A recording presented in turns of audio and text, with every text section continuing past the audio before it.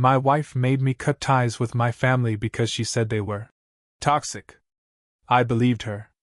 I stopped visiting. Stopped calling. Then one night I got a call from my sister. She said, "Check your wife's Instagram. Look at the Cancun trip she said she took alone." I opened the post and zoomed in. There was my wife, lying on a pool chair, holding hands with my cousin. When I confronted her, she said, "You never deserved loyalty." So I let the whole family know. And they took her name off every invite. I never saw it coming. You hear that all the time in stories like this, but I mean it. I really didn't see it. I'm Rick, 34 now, living in Grand Rapids, Michigan. Grew up here. Still live here. My whole family is local. We're the kind of people who see each other almost every weekend. My mom lives 15 minutes away, my sister Dana lives across town, my dad's retired and helps out at my cousin's auto shop. Holidays are always big, messy, and loud. That's just how we are. So when I met Laura, I was excited to introduce her to everyone. She moved to Michigan from Arizona. Said she wanted to escape the heat and start over. She was smart, beautiful, and knew exactly what to say to make you feel like you were the only person in the room. I was smitten fast. She had this way of looking at you like she was peeling you open, like she saw right into you. It was intense, but I liked it. Things moved fast. We started dating, and 6 months later we moved in together. A year after that, we got married. I thought I hit the lottery. At first, she got along with my family. At least that's what I thought. She laughed at my dad's dumb jokes, hugged my mom, even helped Dana plan a surprise birthday party for me once. But then things started changing. It started small. "She talks about you like she's your wife," Laura said one night after dinner at Dana's. She was talking about my sister. "It's weird. You two are too close." I laughed. Thought she was joking. But then it was my mom. "She manipulates you," Laura told me after a phone call where my mom reminded me to check the pressure in my tires before the snowstorm. "She treats you like a kid. You don't see it, but it's not healthy. And my dad? He's emotionally cold. He doesn't respect you. He talks down to you. It's subtle, but it's there." At first I pushed back. I told her she was reading into things. But she'd always have examples. Little things I'd forgotten. Moments she twisted just enough to make it seem like she had a point. Eventually, I started believing her. She said, "Your family doesn't respect our boundaries." She said, "They don't want us to succeed as a couple." She said, "You need to protect our marriage. Protect your peace." And I listened. I stopped going to Sunday dinners. Stopped answering my sister's texts. Ignored calls. I missed my cousin's wedding and lied about being sick. Laura would wrap her arms around me afterward and whisper, "You did the right thing." My family noticed. Of course they did. Dana texted me and asked if everything was okay. I didn't answer. My mom showed up once, knocked on the door. Laura said, "Don't open it." I didn't. Eventually, they stopped trying. That's when the solo trips started. Laura told me she needed space sometimes. That being married didn't mean she had to stop being her own person. She said, "I need to breathe, Rick." You get that right? I did. Or I thought I did. She started going on weekend getaways. Girls' trips. Self-care retreats. Once she even said she was going to a silent meditation resort in Arizona for 4 days. I didn't question it. I just nodded. The Cancun trip came in March. She said she needed sun. Said she needed to disconnect. She posted a few pictures while she was gone. Beach chairs. Drinks. One of her lying on a lounge chair with sunglasses on, legs stretched out, ocean behind her. "Solo soul reset," the caption said. I thought nothing of it. Until one night I got a call. Unknown number. I almost didn't answer. It was Dana. I hadn't heard her voice in nearly a year. My chest tightened as soon as she said, "Rick?" I didn't even know what to say. "Listen," she said, her voice serious. "I don't want to fight. I'm not calling to rehash the past. But you need to check Laura's Instagram. The Cancun trip. Zoom in on her hand. The lounge chair photo." That's all she said. I opened the post. The same photo I'd already seen. Laura in sunglasses. Relaxed. Smile on her face. But this time, I zoomed in. She was holding someone's hand. Barely in the frame. But there it was, a man's hand. Bigger. Tattooed. Familiar. I stared at the tattoo. A small dice icon on the wrist. My stomach dropped. It was my cousin Joel. The cousin I used to drink with every 4th of July. The one who crashed on my couch more times than I could count. The guy I vouched for when he got into trouble with the DUI. I hadn't seen him in a long time. Laura always said she didn't like him. Said he was shady. Now here he was, holding her hand in Cancun. I didn't sleep that night. The next morning, I showed her the photo. She looked at it, looked at me, and said flat as ice, "You never deserved loyalty." That line still burns in my head. She didn't cry. Didn't apologize. She just walked to the bedroom and shut the door. I left. I didn't even take my keys. I sat in my truck outside for an hour before I called my mom. Then Dana. Then my uncle, Joel's dad. I told them everything. They were shocked. Hurt. But also angry. Not just at her. At me, too. And I get that. I disappeared. I let her convince me they were the problem. But one by one, they all said the same thing. "We never stopped loving you. We were just waiting for you to come back." Joel got exiled fast. No more family invites. No more birthday parties. My uncle disowned him. Said he embarrassed the whole family. Laura? Gone. Nobody speaks to her. My family wiped her off every invite list, every thread, every holiday plan. Like she never existed. That's where I'm at now. Divorce is in process. House is being split. I moved into an apartment nearby. My sister comes by on weekends. My mom brings food sometimes. It's slow.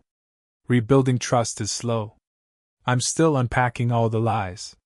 Still remembering things that don't sit right. Things I ignored. Things I let her say about the people who raised me. It hurts. But at least now I know the truth. About 2 weeks after everything came out, I got a message from Joel. Just a text. "You think you're better than me? You don't know the full story." I stared at it for a long time. Didn't respond. 3 days later, I came out to my truck in the apartment parking lot and found all 4 tires slashed. No note. No cameras. But I had a feeling. I filed a police report. Told them I suspected Joel. They asked if I had proof. I didn't. I knew better than to expect anything to come of it. When I told my uncle about the tires, he swore on the phone. Said Joel had been acting out ever since everyone cut him off. "He blames you," he said. "Says you turned the family against him." I didn't respond. What was I supposed to say? Meanwhile, Laura was trying to make my life hell in the divorce. Even though she was the one who cheated, she still wanted half of everything. Said she gave up her freedom to build a life with me. Her lawyer was aggressive. Claimed I had emotional instability because of my family history. She was using the same lies she once told me about my family. Now she was throwing them in court documents. I couldn't believe it. I'd left my family for her. Trusted her. Believed her. Now she was twisting the knife. My lawyer was decent, but I still had to fight for everything. She wanted the house. The car. She even tried to get our dog, Moose, the one she never walked, never fed. Said it would be traumatic to lose him. I had to bring in character witnesses. My boss. A couple coworkers. Even my neighbor. All just to prove I wasn't unstable. The worst part? She dragged my mom into it. Subpoenaed her to testify. Said she needed context on my upbringing.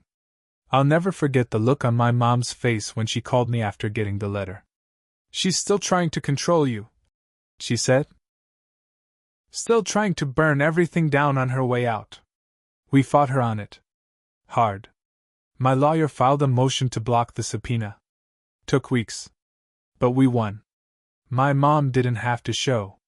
But the damage was already done. The divorce stretched out for months.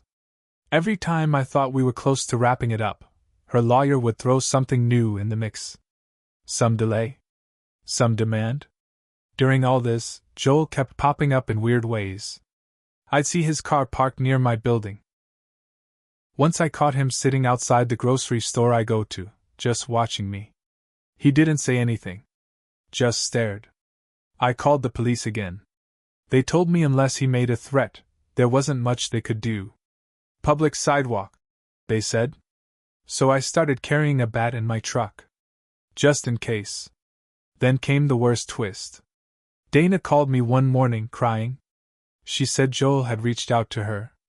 Told her he and Laura had been seeing each other for over a year. Even before she started those solo trips.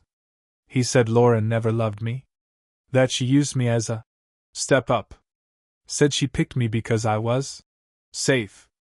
Easy to control. Said I was the stepping stone before she found someone she actually wanted. He told Dana they'd been planning to move in together after the divorce. Maybe even get married. Why is he telling me this? Dana cried. Why would he think I'd want to hear that? Because he wanted to hurt us. That's why.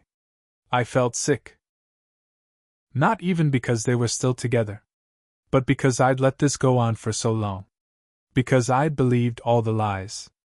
The next day, I went back to the house we used to share. She was still living there. I'd agreed to let her stay until the divorce finalized. I knocked. She opened the door halfway. What? She said flatly. I didn't say a word. Just looked at her. You can't even talk? She sneered. Typical. You never had any backbone. I handed her a photo. It was from my sister's wedding years ago.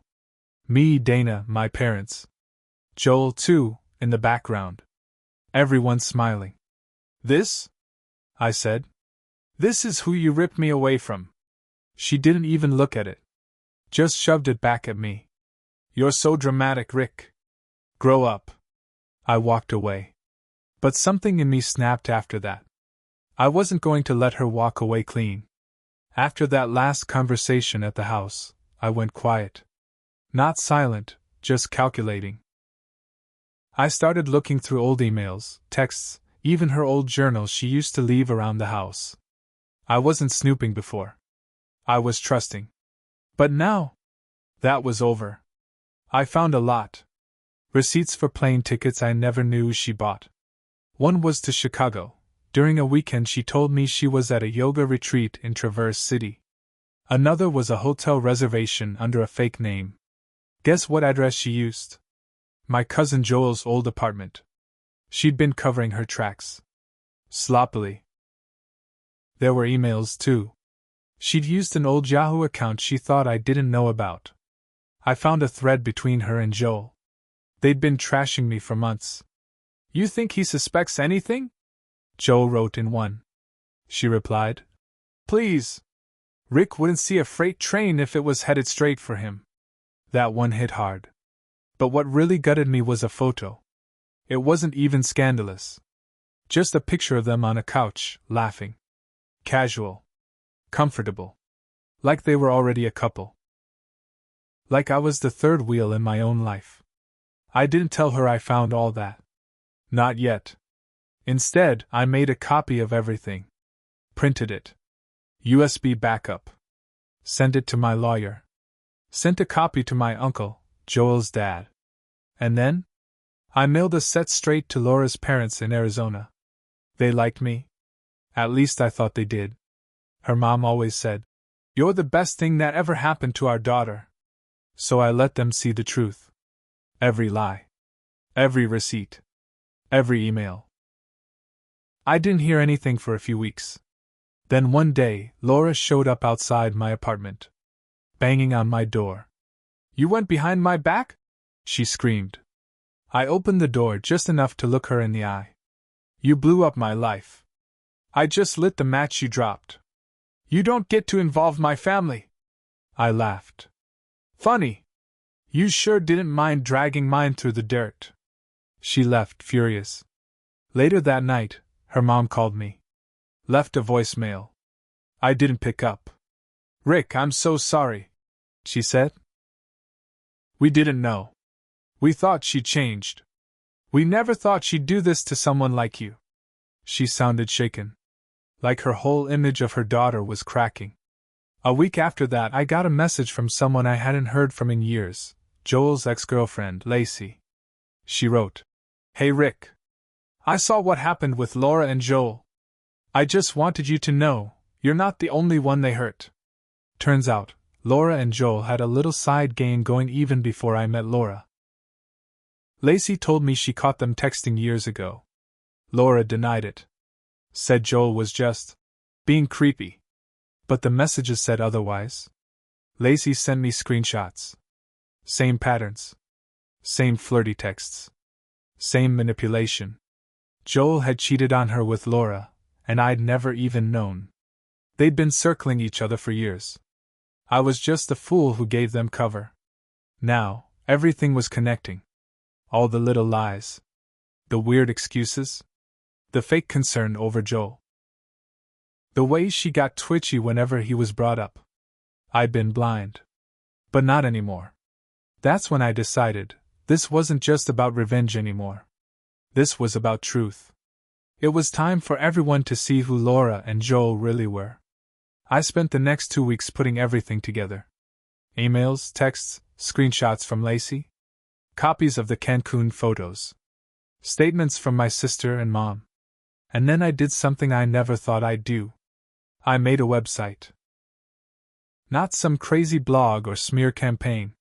Just a plain, simple page. Password protected. I wasn't trying to go viral.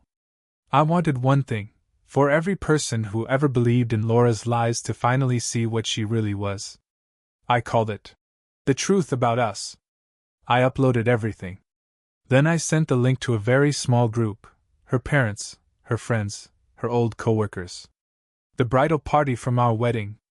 People who'd heard her side, but not mine. The ones who told me to give her space, or said, "Every couple has problems," when I first told them we were splitting. And of course, I sent it to Joel's family. His siblings. His cousins. His uncle, who owns that auto shop we all used to hang out at. I didn't add commentary. Just facts. Screenshots. Dates. Proof. I hit send on a Friday morning. By Sunday, Laura was blowing up my phone. "You're disgusting," she texted. "You're a coward. You're mentally unstable. You just made it worse for yourself." I didn't answer. Not one word. But I knew it worked when Joel showed up at the auto shop and my uncle refused to let him inside. Told him, right there in front of customers, "You're dead to me. You'll never be part of this family again." Laura's mom emailed me a week later. "I've asked Laura to move back to Arizona. We don't support what she's done. We had no idea. We're so sorry." Joel tried to spin it all. Told people I'd hacked him. Said I faked the emails. But no one bought it. Especially not when Lacey stepped in and posted her own screenshots on Facebook, tagging both of them. That was the final nail. Everyone cut them off. No more invites. No more birthdays. No more. He's still family. They were erased. Even my cousin Travis, who once defended Joel, told him, "You deserve every bit of it." As for me, I won't pretend I didn't screw up. I turned my back on my family. I let someone drive a wedge between us. I gave my trust to someone who used it like a weapon. But I owned it. I apologized to my sister face to face. I cried in front of my mom. I took the time to make things right, one person at a time. It took months. But they let me back in. Slowly, the dinners came back. The texts. The laughs. Moose still sleeps at the foot of my bed. He's the only one who saw everything and stayed loyal. As for Laura and Joe? Last I heard, they tried moving in together. It lasted 3 months. She left him after he started getting jealous every time she picked up her phone. Wonder why? He showed up drunk at a family event once. Tried to apologize. No one even let him out of the driveway. She's back in Arizona now. Living with her parents, last I checked. No job. No friends. Just the same cold charm she used to reel people in, but now? Everyone knows better. Me? I'm still in Grand Rapids. Got a promotion at work. Seeing someone new slowly. Carefully. This time, no blind spots. I keep my phone open. My heart guarded. And my family close. Because when everything else was a lie, they were the only thing that was real. And I'll never let anyone take that from me again.